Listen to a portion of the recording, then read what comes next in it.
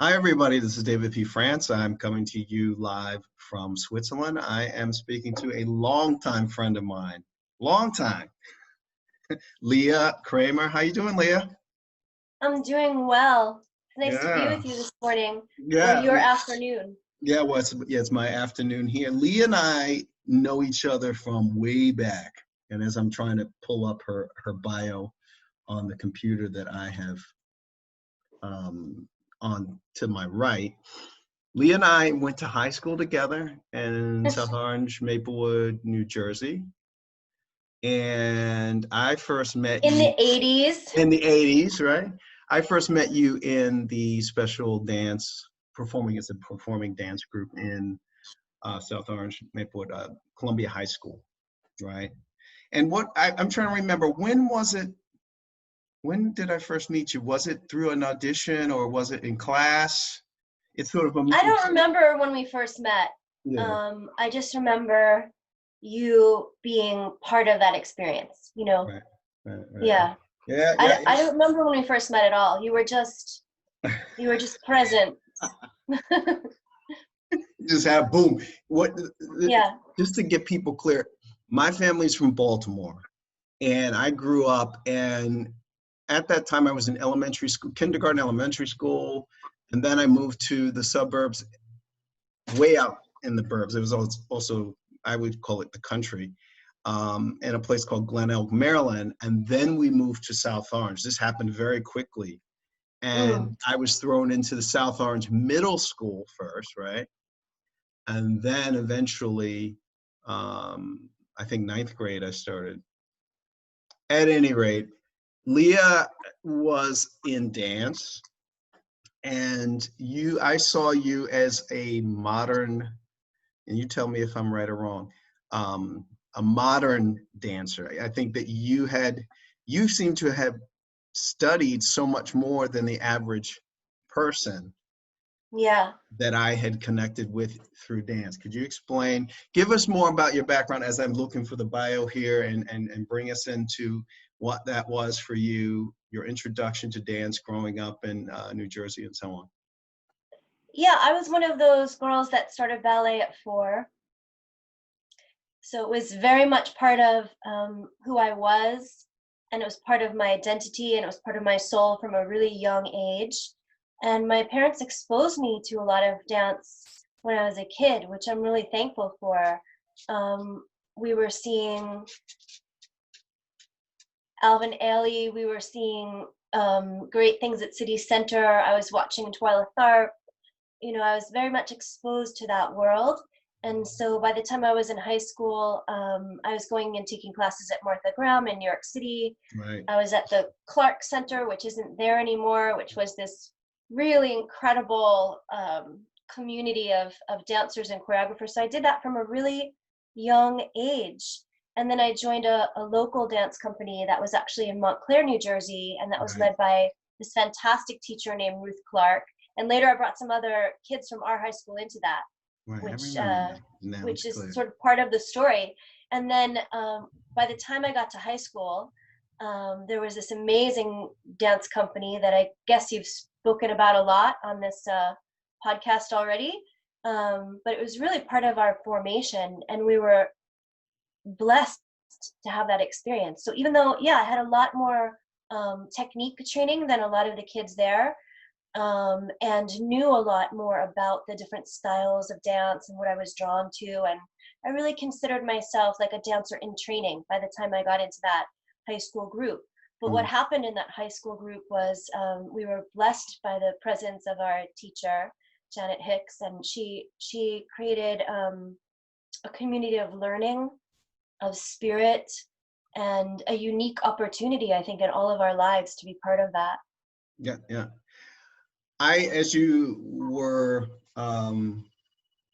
going into detail, I started to remember, okay, yeah, Montclair, and like all of the things about, you should know, it's almost as if at that time, I was not necessarily as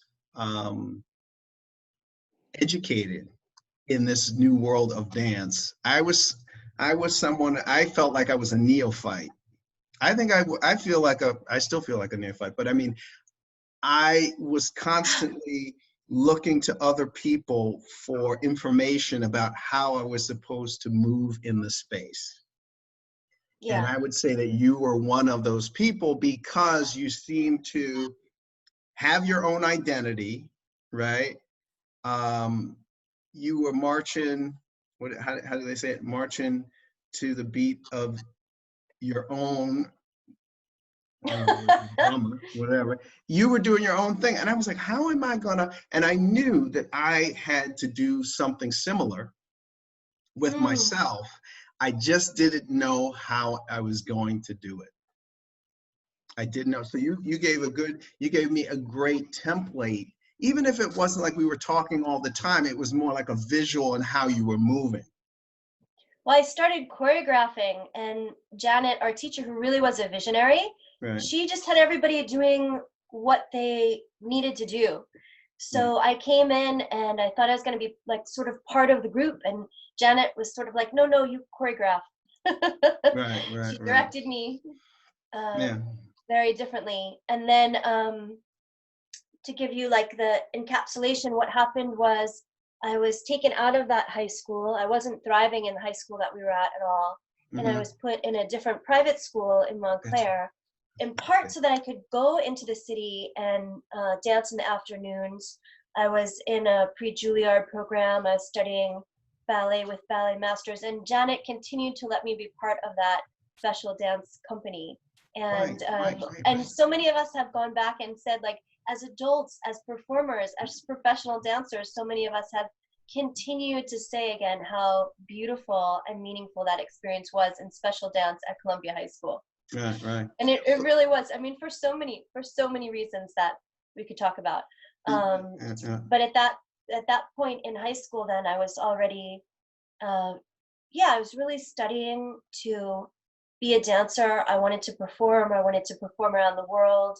Mm-hmm. And thank you for that like snippet of the bio, of the introduction. But I knew what I wanted to do, and I kind of knew how I wanted to do it. I didn't know how it was going to manifest, Right. you know, Right. but Mm-hmm. I knew I wanted to choreograph. I knew I wanted to learn. I knew I wanted to be in cultures and artistic experiences that kind of blew my mind, that really kindled the embers of my heart. That's Right. what I Right. wanted. Yeah. Well, let me read a bit of the bio so that people Oh can get an God. idea, because we just started talking, right? We didn't even give you a proper intro. It's Yeah. like, yeah, I know her, right? Um, it says here, and I'm reading from the Namaste Studios in LA. Currently, you're in Los Angeles. If I'm, Lea Kraemer is a former professional modern dancer and choreographer from the East Coast. She performed and toured throughout the USA and in Asia, bringing this vitality and enthusiasm into her classes. Yoga began to enchant her in the late 1980s, together with the lifestyle of nonviolence, vegetarianism, and fierce compassion. Since then, her extensive studies have taken her to India, from Mysore, is that pronounced correctly? Where she studied with it's probably Shri, Shri. Shri, Shri. pronounces Shri K. Bhatta. Shri K. Patabi Joyce, who was the Okay. master of Ashtanga Yoga. You would have loved him, Oh David. yeah. You would have eaten that up. It's like as you guys can still see, I'm just as clueless in this in this world. Lee, you have to lead me through it. And Dharamsala. Dharamsala. Dharamsala. Dharamsala is in North India. That's where all the Tibetans are in exile. Oh, geez. Where she received Yeah. Tibetan Buddhist teachings. In the U.S., she completed training with a major international ashram and hatha yoga and numerous certification programs and Vinyasa.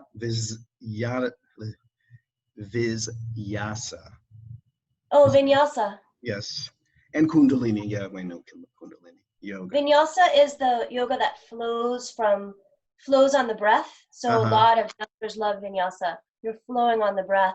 Okay. And then Kundalini is the yoga of uncoiling oneself. So again, Uh-huh. It's caught the artist's hearts. Okay. Well, we're going to go back to this. Tremendously enjoying teachings from Master Yogi Bhajan. Bhajan. And who's Yogi Bhajan?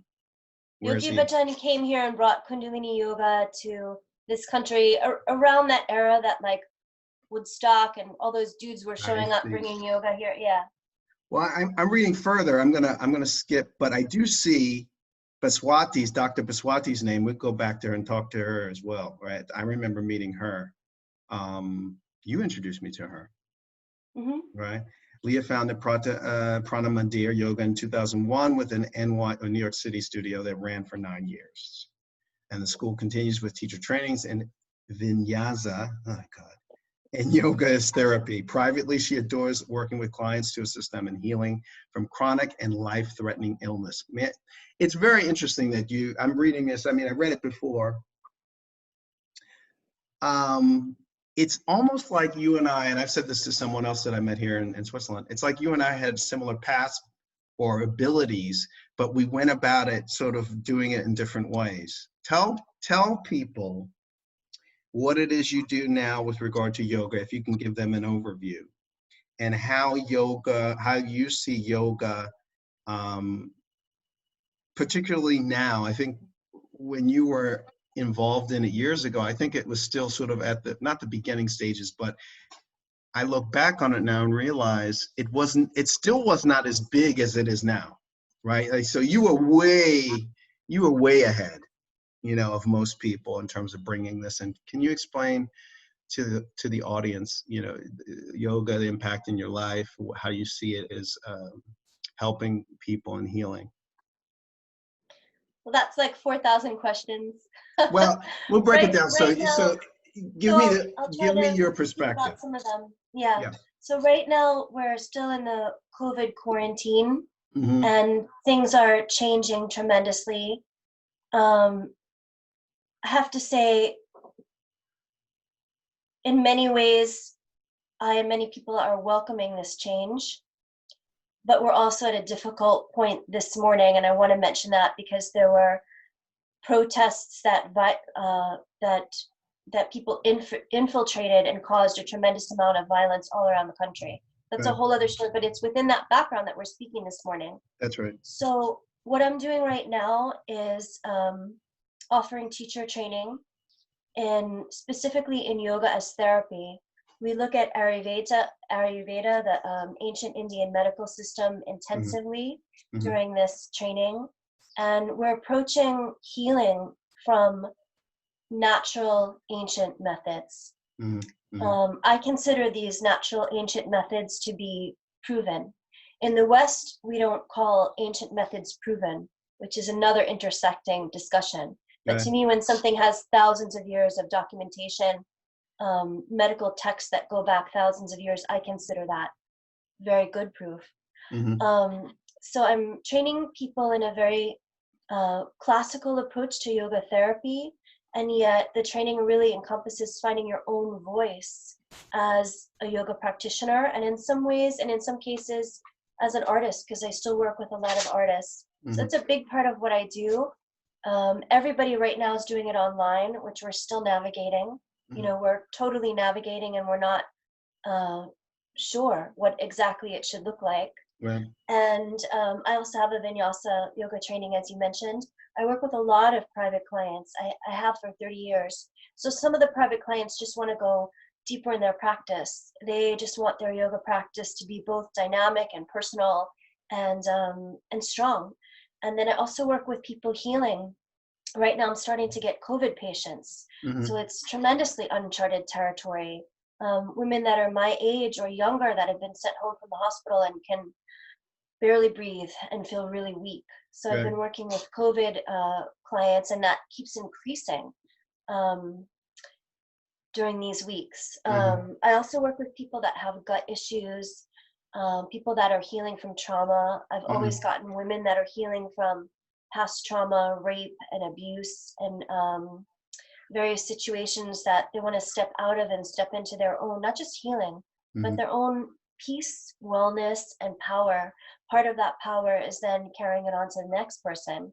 So I do work a lot with people that are interested in participating, not just in their own health, but their own healing. And I feel a lot of gratitude in being able to do that work.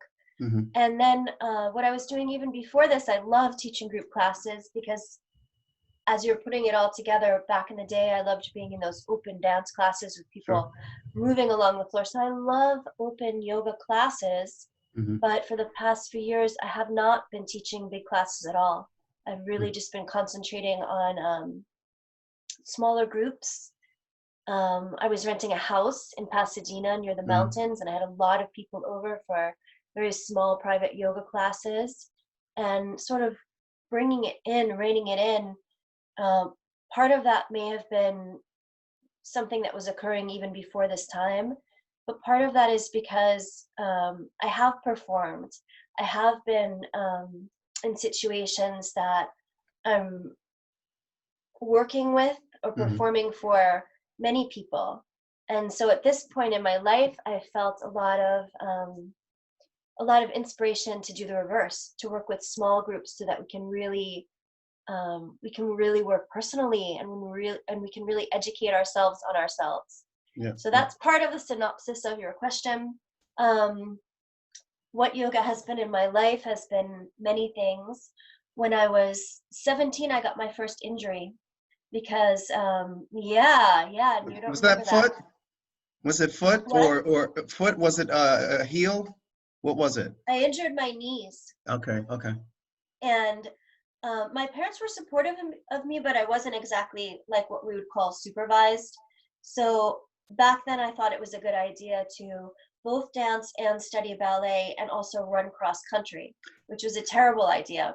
And it's wild that no adult said to me, like, Lea, don't do that. That's too much energy. It's too much taxation on your body. Mm-hmm. Nobody really helped me with those things. So I got this really bad knee injury, and that led me to realizing that I didn't believe in what was then called sports medicine. I didn't believe in it. It was so heavy. It was so linear. It was so one size fits all. And my parents, my dad especially, took me to a really good sports medicine doctor, because I don't think he could find a doctor or know a doctor that was for dancers. So he took me to a sports medicine doctor who wanted to build up muscle, which would be appropriate if I was a male football player, but was not appropriate as like a little dancer. And that sparked in me this understanding that something was not right, not just in healthcare, but even like what was rehabilitation back then. And I found an osteopath. I started doing acupuncture. I mean, that injury absolutely catapulted me at another young age to looking for ways to heal our bodies along with our minds, ways to heal our thinking as well as our physical wounds. That's what it began in me. And it was really honestly from that point of getting injured and finding an osteopath, again, finding acupuncturists, finding massage people that were doing Traeger and different techniques that I'd never heard of. And it landed very deeply in me. Not only did I dance, obviously, after that, so not only did I heal my knees, but from that point I was studying yoga. And I'll just say that when I started studying yoga, I studied yoga the way I had studied dance, which was that I wanted to learn everything. So in dance, I wanted to learn many styles. And when I studied yoga, even though some people were saying, stick with one teacher, stick with one style, stick with one sort of way of moving, I could not do that. I was very bad at being able to do that. And so I started studying Iyengar, and I started studying meditation, Tibetan Buddhism, and I started studying like everything together, which was maybe a little kooky. No, I see. Look, let me tell you something. Even as you're talking, I was, as I'm connecting with the people that I've known for a long time, it's like my skin is, or the hairs on my arms are raising, because I did have a similar journey, but it played out in a very different way, which is why I can talk to you now again. Sorry, this is what happens when you have a husky around. They're crazy. And they're very smart dogs, right? I mean, they know Yeah. They know what's going on. That's probably why he is a he or she. It's a he. He wants to Yeah. be involved, right? Yeah. So, I threw him off the couch. Yeah. yeah, it's what's interesting is that you were doing this way before anybody else that I knew. I think this is why whenever, just so you guys know, I would meet with Lea like once every 10 years. It seems like we would connect. Last time I saw you, you had your studio in New York City, right? And it was close to it was close to the office area, right? It was right around the corner from like what is it, Bryant? It was near Bryant Park or in Bryant Park. Yeah, we had moved to Bryant Park. Yeah. Yeah, and so I felt like, all right, I need to go see what she's up to. It was just something that I can't explain why I do this with people. I was visiting people when I first moved to South Orange, Maplewood. I would visit like a lot of my friends. I would go to their houses, and I think I would just sit with them and talk with them, right? Or if they were, let's say, if I would go to someone's house and they were DJing or something, I would just sit and watch them DJ. And for you, I remember vividly, this is the first time I had experience at your parents' house, and I came over, I think it was by myself, and I think we were supposed to choreograph. You were going to, choreograph something on me. And I remember your house was, your parents' house was immaculate. It was like something out of an art gallery. A lot of white. I remember rugs hanging on the wall, and we could not wear perfume in the house. I remember you telling me that your mom was allergic. So from that point on, I was like, all right, this is going to be interesting, right? And I remember just exposed to a way of life, a way of seeing the world that I had not seen in any of my other encounters. And so from that point on, that's what sort of encouraged me. Let me see what she's up to. Let me see what she's doing. And you would be talking about things that I had no idea, but then I'd go home and I'd kind of brew with it. And then I would be able to see, oh, okay, this is how she's doing this, right? Or this is how she sees the music. I think you were choreographing something to Eurythmics. Regrets. The song was called Regrets. And I remember the first 16 counts that I remember vividly, because again, it was so different. I didn't do modern dance and with Hicks and special dance. I was always doing the jazz, right? So you were coming at it from a totally different angle. And I think this fascination with how you were moving through the world, how your parents set up shop, very, very different. And that is what sort of motivated me, or it ignited a curiosity. And at times, let me just, this is all not so much on a tangent. When I would be in rehearsal or dance for other projects, I would say, I wonder how Lea would, see this, how, what we're doing. I wonder how she would tackle this particular issue. So in other words, I think you provided me with another way, and it might have been the beginning of what this sort of healing process entails, right? I mean, from my perspective, I would just go over and sit with people, right? I wasn't doing anything. I was just listening to them or watching them, and I could see, even now I employ this technique, especially if I'm in dance, in a dance project, and I can still feel healing or movement or energy, right? But it was a long period before I could just kind of was doing certain things and then realizing that my presence was actually helping to heal people in a variety of ways. I mean, that's a lot that I'm saying there, but yeah, I think you understand what I'm talking about, right?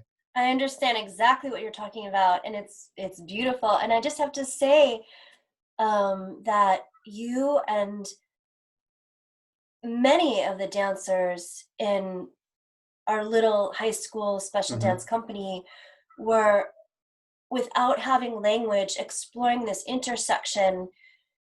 even in like little jazz dances that were in the middle of high school, there was an underneath, there was an unspoken quality of moving energy. Yep. Always. Yep. Not just moving our bodies. And again, sometimes the choreography in that high school dance company was kind of high school 1980s. Right. Sure. Right? But there was an undercurrent of something is happening and we didn't have the words for it. There was an undercurrent of moving energy that also Janet was encouraging in us. Right. And I learned many years later that that's called in Sanskrit is called Shakti. It's wonderful, expressive energy. That is Shakti. There's Prana Shakti, where our breath is more than just oxygen, and it has wonderful, expressive energy. And there's other kinds of energy that's this activator, and that creates not only an exchange, but a conscious exchange between people, between nature, and in every kind of relationship that Shakti is there. It's a divine feminine force. Now I'm taking it way further. And so you're right that like I didn't have the words for it, but I was feeling very early on that like my dances were prayers, or that the dances that I was interested in creating or being part of were like prayers. I remember, by the way, Lynn Irby choreographing things that also had that quality. Yes. They were like prayers. And look, I look back on it with maybe some, not with regret, but because I didn't know what I was doing, right?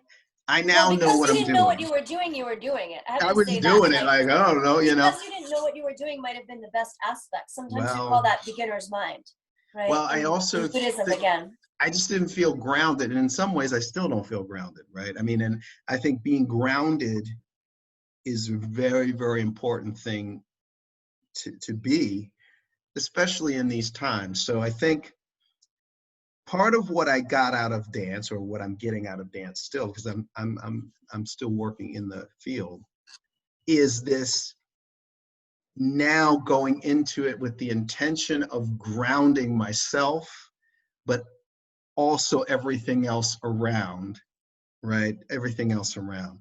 So let's say when I go to a studio, the flamenco studio in Zurich, you know, when I'm in rehearsal, the dance and this integration into being grounded is one and the same. Whereas before I was just learning the choreography, you understand? It's just like, what is that part? You know, now I know the power of it, right? So I have much more respect for it. And I approach. Well, you have to be grounded to create power. Right, that's what happens. If nothing's really happening, you can move around. Once you really feel the energy of something, which we could also call the power of something, you realize, oh my gosh, I need to ground this. Yes. So that grounding, that rooting is really important for dancers. We ground our toes, we ground our feet, we ground our bodies, right? We ground into the earth. And it's one of the most beautiful things that occurs. But because we ground into the earth, that's how we rise up. And so it's a physical principle as well as an energetic principle. Once you experience power, you need to ground. That's how it works in this incarnation. And the more you ground, the stronger your power is. And it's true on a physical level in dance, right? Those dancers that can they can plie and they can just connect into their center, into their earth. Yes. They're astounding to watch. Like the first moment they warm up, they're doing something, right? Right. As you described so beautifully. Wow. Anyway, look, I'm going to change direction. It says you're a vegetarian. What is your normal diet these days? I mean, I think I remember talking to you last before. I think you may have changed from that period of time, or given yourself a little more leeway with regard to what you eat. But what is your diet like normally? I'm vegetarian. Right. I like being vegan, but I always say I have a problem with eggplant parmesan. Okay. So yeah. So there are some things that can sway me from being vegan, but I naturally became vegetarian just like a year or so after the period of time that we've been talking about. When I went to college, I was at SUNY Purchase as a dance major for a little while, and I just naturally stopped eating meat, stopped Mm, eating flesh. Then after a while, I gave up fish as well. A lot of us are taught that fish is protein and that we need protein, mhm. but the transition was as much from consciousness or more from consciousness than it was for health. And I didn't want to eat beings that were like me in any way. You know, uh, if I met a cow, I would like to have a friendship with the cow than more than to eat the cow, right? Same with all those beings. So it was very natural for me to become vegetarian. And what did I eat yesterday? Our times are so weird during this COVID time, but Right, I know, I I know. had this vegan ramen that was amazing. Beautiful bowl of ramen soup with Uh-huh. incredible veggies in it. Um, yeah, I had grilled vegetables. Sometimes I'll have grilled vegetables for breakfast. I recommend to people, especially if they have gut issues, Uh-huh. soup is an amazing food. I love really good vegetarian soup. I eat a lot of varied stuff, but Mhm. it's vegetarian. I mean, living mostly in New York City and then LA, it's not hard for us to get ingredients. So Mhm, it's sure. important to eat Yeah. locally, it's important to eat seasonally, and it's important to eat for your own constitution or your own body type. So that's another intersecting discussion.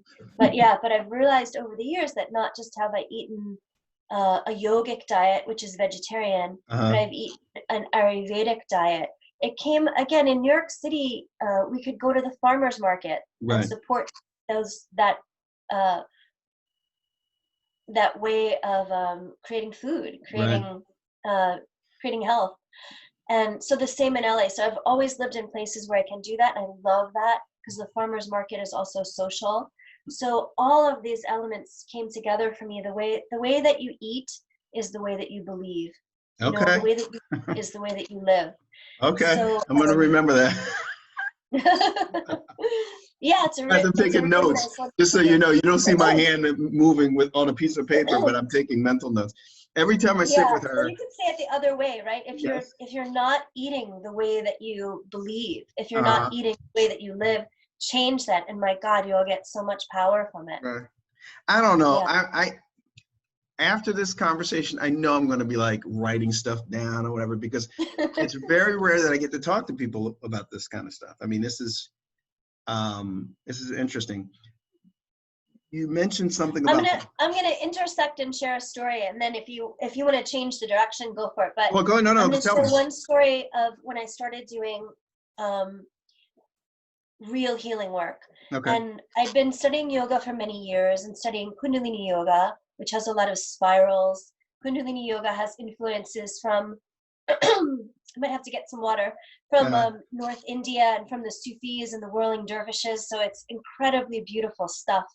And there's ancient Kriya yoga up in the coming down from the Himalayan mountains, I should say, into India from, mhm. you know, way up into Tibet. So the history and vocabulary of Kundalini and Kriya yoga is gorgeous.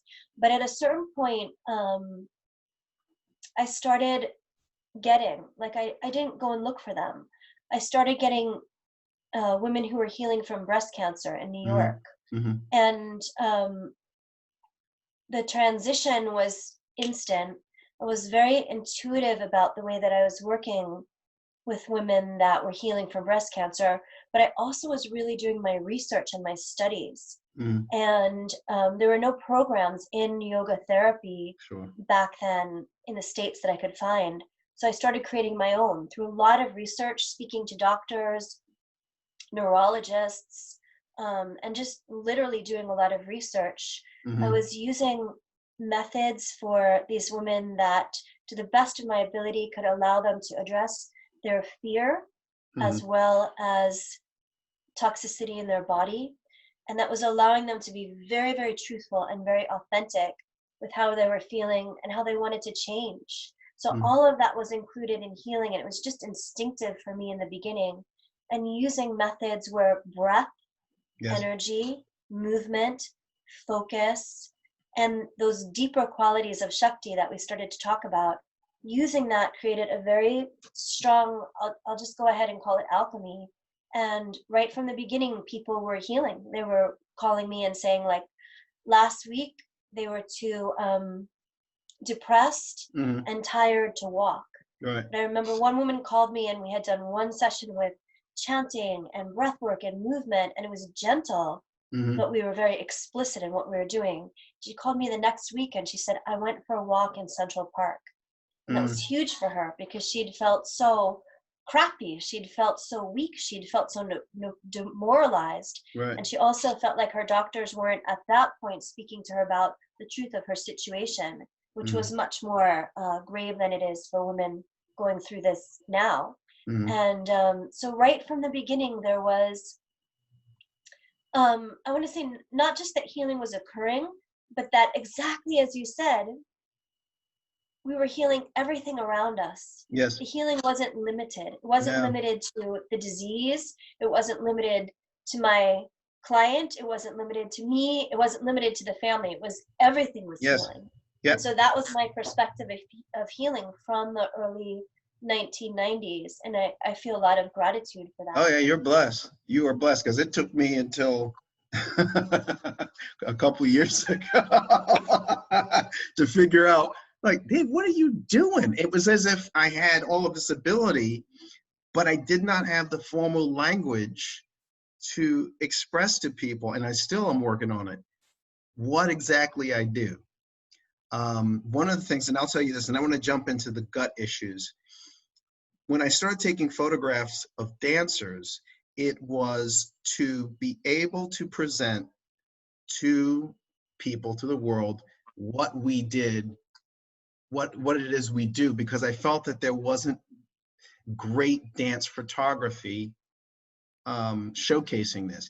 You sometimes Mm. would get people who become dance photographers, but they wouldn't actually be dancers. So I always thought that there was something missing. So as I started working with the dancers, these really big energy, the only way I can describe it is energy burst would happen during the photo shoot. And I said, oh my God, like, what is this? And then I realized, I said, well, maybe that's what you're doing when you're dancing, David. Like, it started to inform sort of what I was doing. And as I started taking pictures more and more of dancers and then of people, as I was taking pictures of people, that's when it started getting into the healing aspect of it. That's when I started to realize that what I was doing was a form of healing. Because as I would work with the people who were not dancers, as normal people, I would ask them to move during the photography session, and they would sometimes move in very unusual ways. And then I would come in and say, look, okay, so because I'm taking the photo this way, I need for you to move and be with me with the camera in this way. Or let's say they would put their leg up a certain way and it was sort of crooked, or say, like, look, I'm gonna have to, let's straighten this foot out. And as I took the person's foot, I started to think, wait a minute, there's something going on with this person, right? Like, I could feel sort of the Mm. unsettled persona or personas in the person.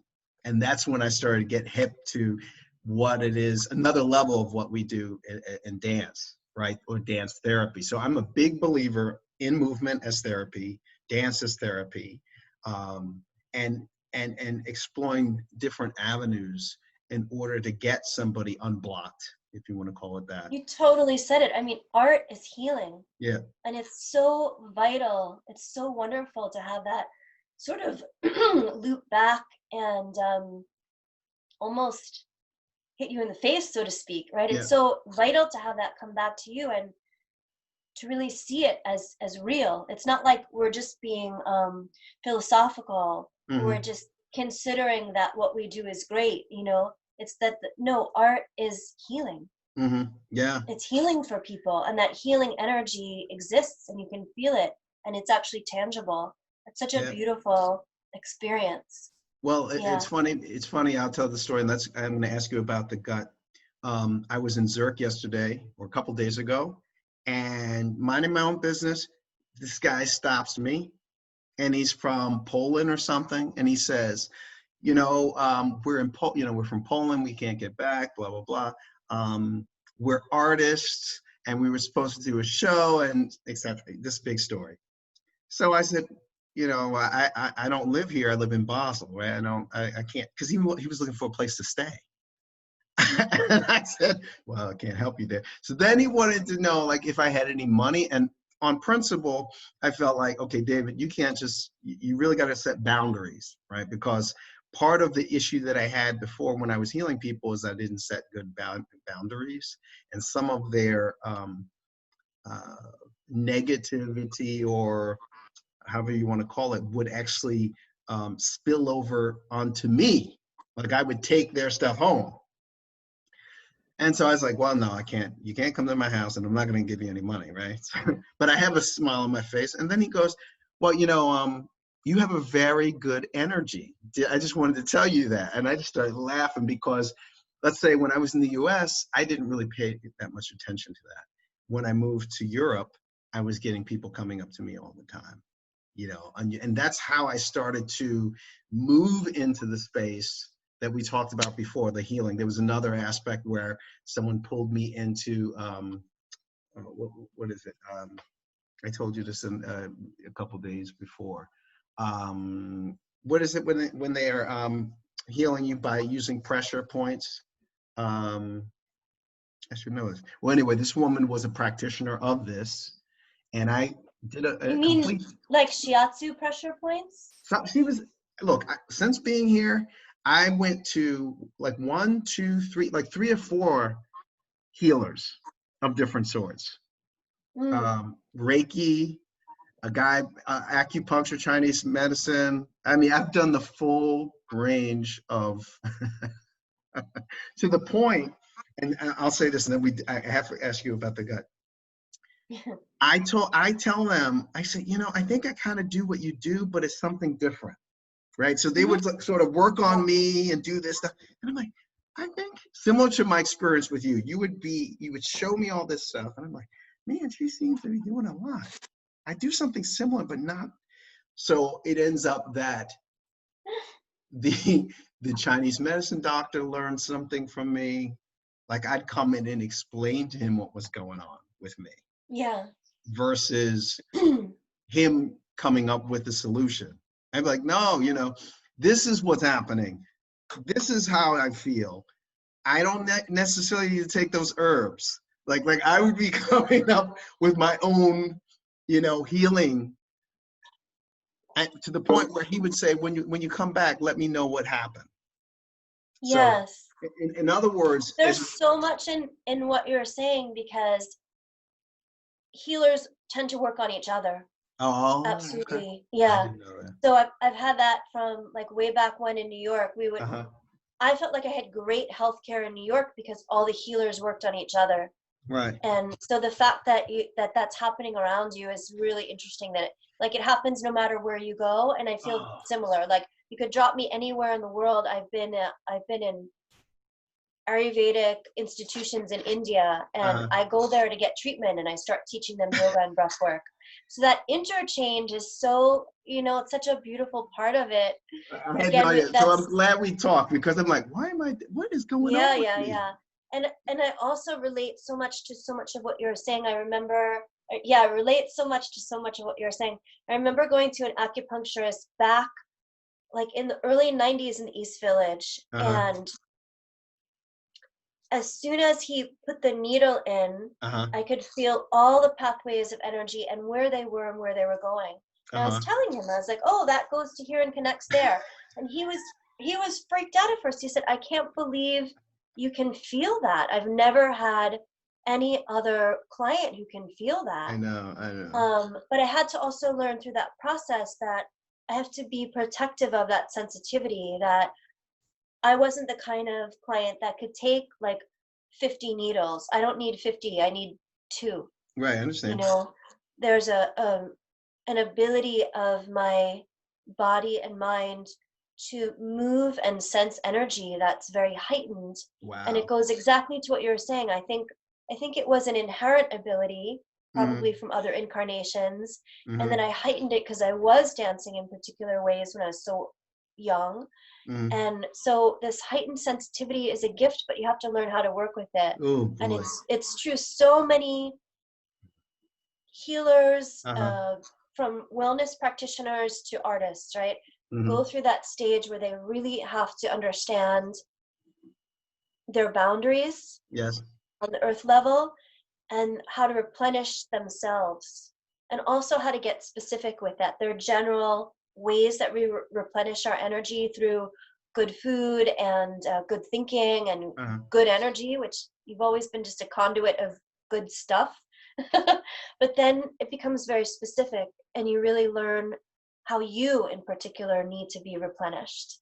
Oh my God. I can talk to you forever. Let me ask you another question, right? So when I was young, I didn't really have a lot on my mind, right? As a young person, you don't have a ton of emotional, some kids do.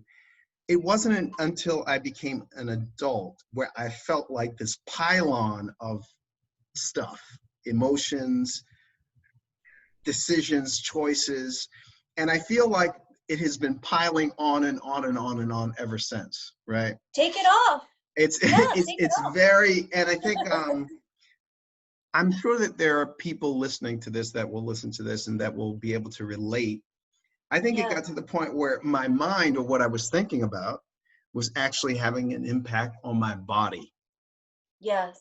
to the point where, let's say, when I was in the East Village, I think this was in early 2000s, it was like sort of a coming out, as if you want to call it that. And I started immediately becoming sick because of this imbalance. So it goes to your point about sensitivity, sort of just thinking about myself in a different way, right? Started to mess with the entire body from head to toe. I could feel Yeah. it. I started getting sick on a regular basis, and I was desperate to find different ways to grab control of that, right? So, um, cut to maybe a couple years ago, I had some gut issues. And I went to a doctor. I actually had Lyme, what they call borrelioso, right? Borrelia,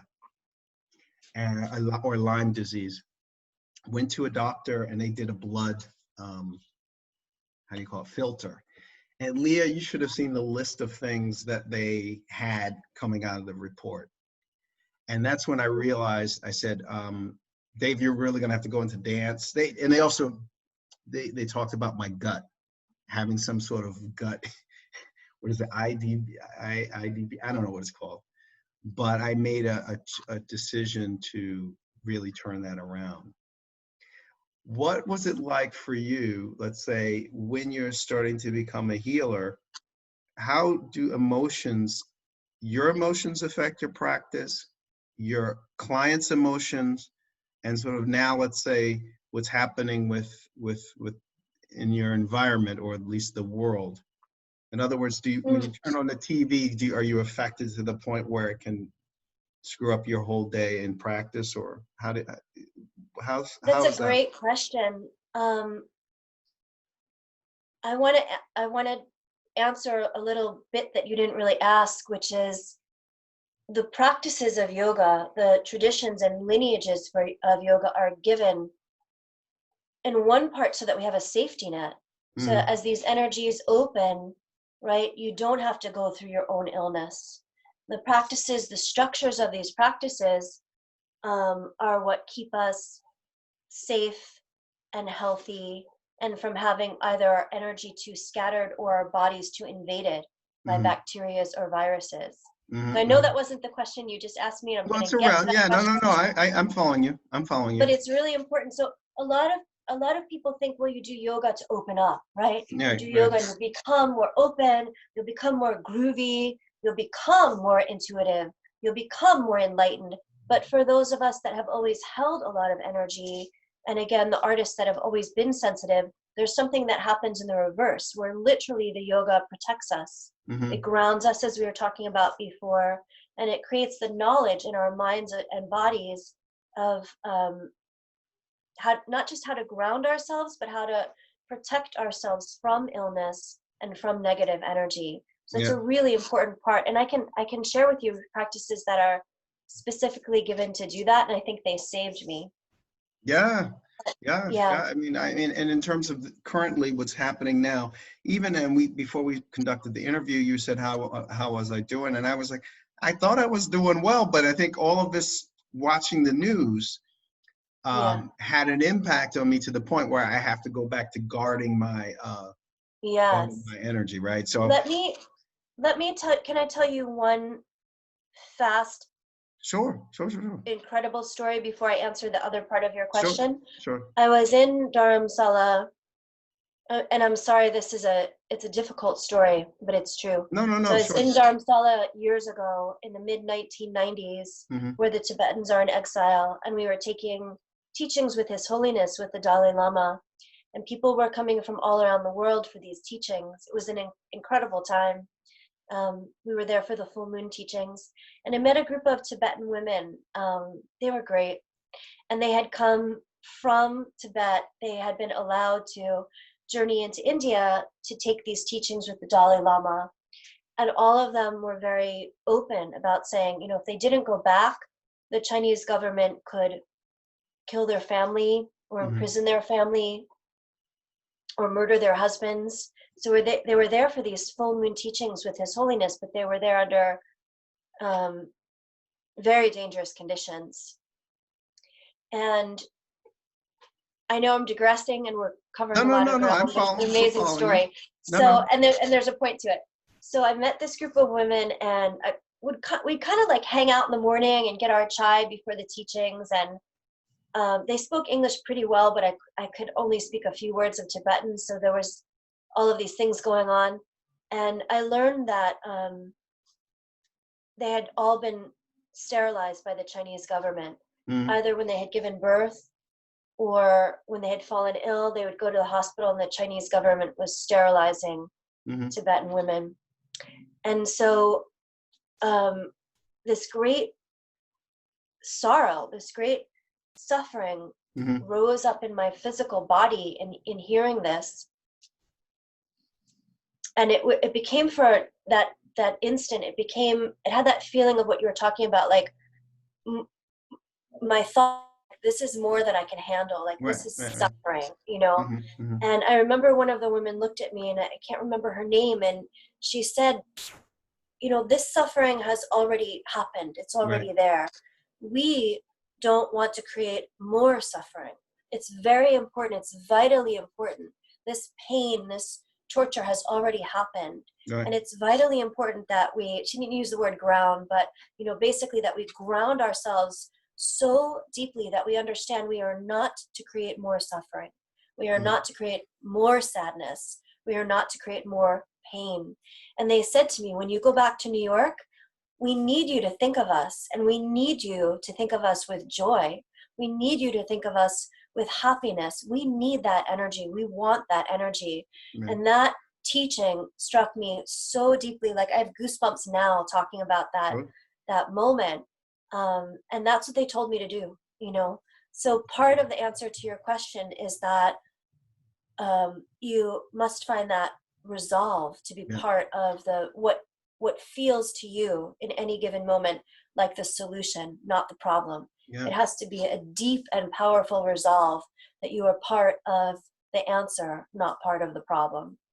And so that's what my mind does. It's funny. It's like, I feel like I need to go back to school. Every time I have a conversation with you, I feel like I need to enroll in a school. Because I just feel like there's so many things that I know how to do, or have at least had exposure to, that I don't have the words to describe, right? So you're helping me to, I'm thanking you for this. Well, helping me to. Again, they gave me that teaching, like they gave it to me, right? I think they changed something in my mind. I was there like right for, then.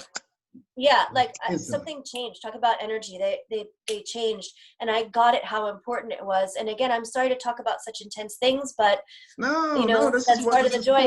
My relatives. Look. This is what this is. A lot of my relatives were killed in the Holocaust. So that's part of my history, and